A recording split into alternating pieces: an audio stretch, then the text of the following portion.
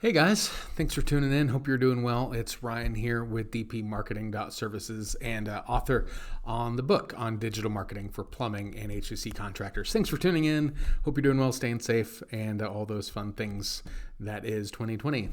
I'm sorry, I try not to timestamp the videos. If you find this under YouTube, whatever, a year from now, you kind of don't know exactly what it is. But yeah, right now it's in the mess that is 2020. So sorry about that.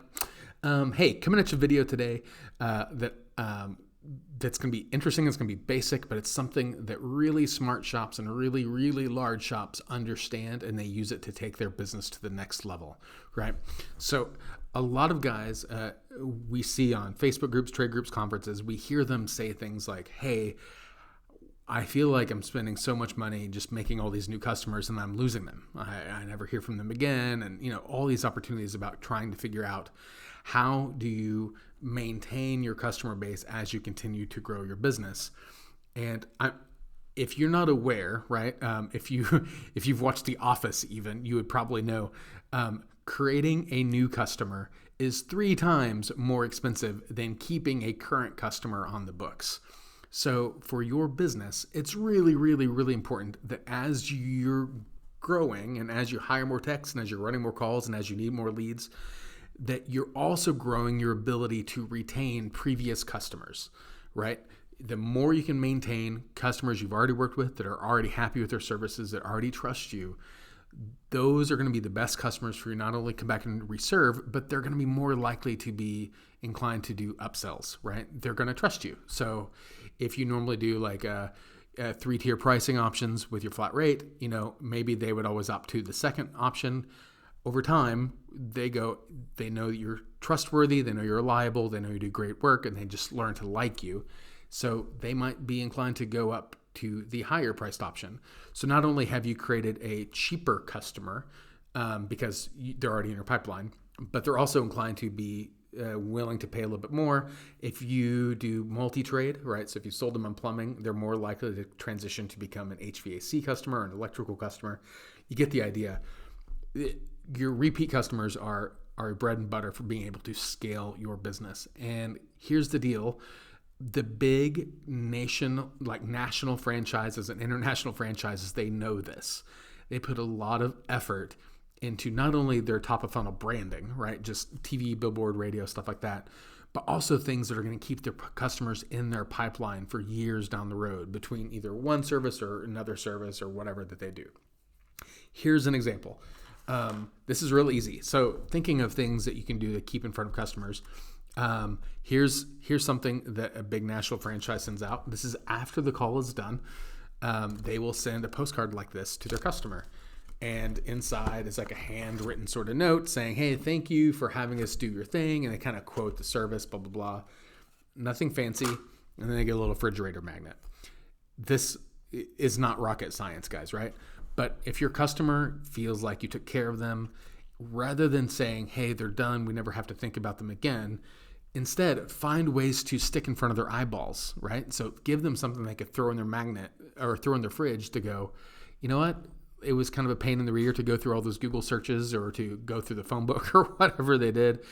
It'll save a lot of time if they just flip this on their fridge, because this is now a customer in the future, right? And all it cost them was the time to write a card, the cost of postage, and then printing for these things. That's it. I've even seen like variations of this where instead of it just being like company name and number, it's also things like a weights and measures sort of chart for like kitchen, measurement conversions, like how many teaspoons in a tablespoon, that sort of thing. So it's a little bit larger, but provides a reason for customers to reference it often when they're in the kitchen. Other easy things that a lot of guys should take advantage of in your FSM, in your field management software, you're going to have a customer database a mile long. You're going to have name, email address, phone number. You're going to have all sorts of things.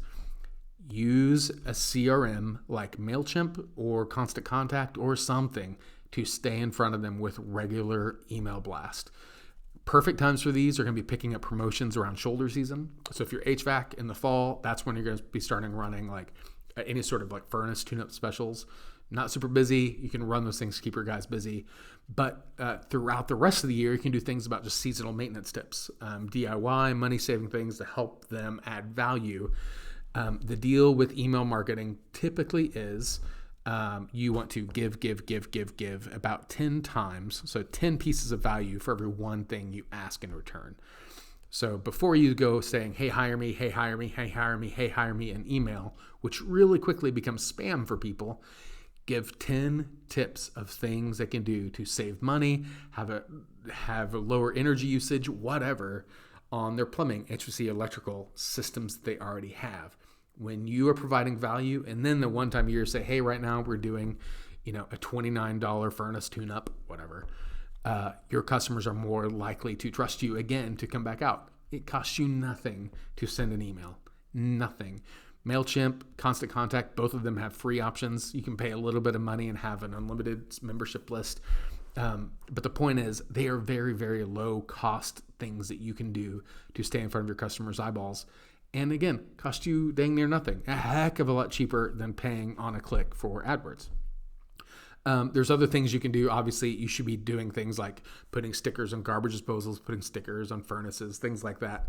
Those are kind of no-brainer. But really, look for ways to do stuff like this. Look for ways to do stuff like sending people email.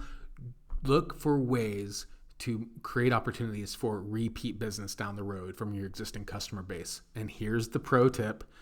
Take a lesson from the big shops.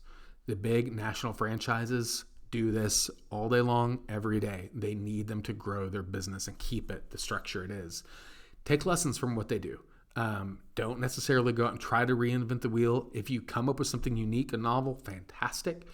What's going to happen though is one of these big shops is going to get wind of it and they're going to rip you off too. So just know, don't go crazy with like, it's got to be unique and it's got to be something no one's ever done. No, all you have to do is earn the right to stay in front of your customers' eyeballs. That's it.